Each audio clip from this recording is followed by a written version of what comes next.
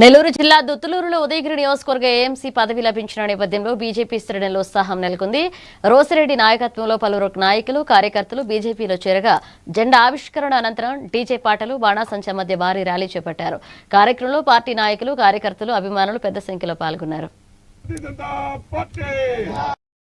భారతీయ జనతా పార్టీలో చేరడం జరిగింది. ఏదైతే రోసిరెడ్డి గారు ఉన్నారో ఆ గ్రామంలో సర్పంచ్ గా పనిచేసినటువంటి అనుభవం మీ అందరూ కూడా తెలిసినటువంటిదే. అదేవిధంగా మండలానికి సంబంధించి ప్రజలందరికీ ప్రత్యేకంగా ధన్యవాదాలు. అలాగే మన ఉదయగిరి వెనకబడలేదు. మనందరం కలిసి భారతీయ జనతా పార్టీ నుంచి అభివృద్ధి చెందుదాం.